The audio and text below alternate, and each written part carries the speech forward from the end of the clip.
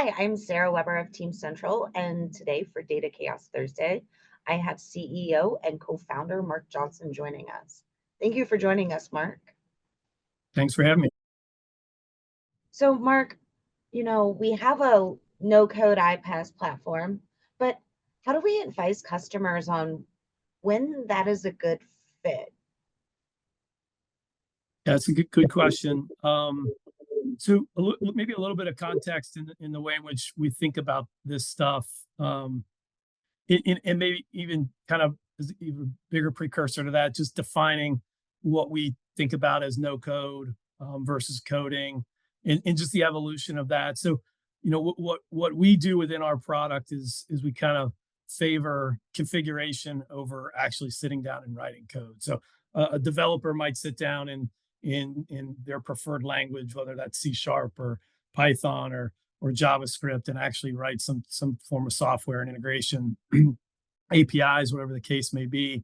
And what we do in our product is basically take pre-built connectors into existing systems and different data sources, and allow people to kind of take the business rules that a developer might do on their own and configure that into the product. And that to me is the next evolution of this stuff. But that's even going to change, I think, very rapidly over the next year to 2 years, and to the point where even the configuration-driven approach may move to something that's more driven by LLMs and speech in terms of what your requirements are, and driving kind of what the end solution ends up being. So all this stuff is really in flux. But the core piece, I think, that needs to be thought about, whether it's IPaaS or no code, whatever the case may be, is none of this stuff is a replacement for kind of architecture and design thinking. And so designing your solutions in ways that you have very, whether it's microservices based or whatever the design is, but very small testable chunks. You want to make sure that you eliminate cross-system dependencies. And so any product that you pick or work with should help, and ours in particular should help drive a design. And so that's a really kind of core aspect, I think, of the way in which we think about how we advise our customers. The decision to use code or no code, to me, is really just about the level of controls that are needed.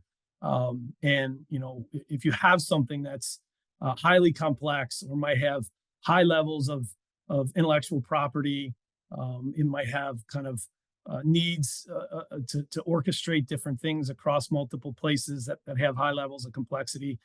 That's where you would start to make the decisions of whether or not that's something that a no-code product fits nicely with, or it's something that you need actually developers to kind of come in and do. Generally, the way in which we think about this stuff is, our product it kind of forces a design around event-driven architecture. And so thinking about the design in terms of architectural principles like publish and subscribe is really kind of what we do within our product. And where our kind of no-code engine and mapping engine doesn't quite fit, that's really where you look to kind of extend that architecture.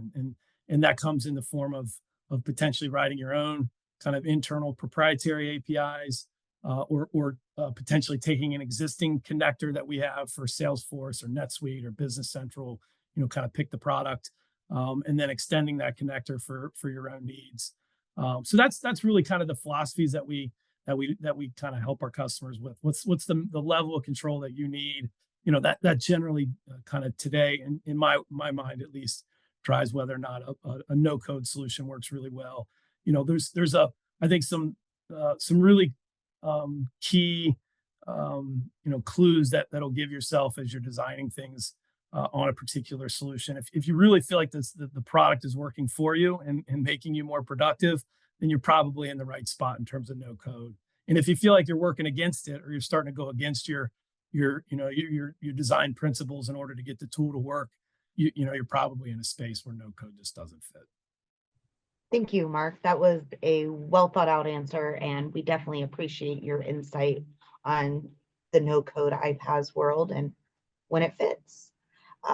Again, my name is Sarah Weber, and if you have a question you would like to ask um, Mark or Andy, TeamCentral, our co-founders, please reach out to me at sarah.weber@teamcentral.ai or here on LinkedIn, and we will get your question on one of our episodes of Data Chaos Thursday. Thank you.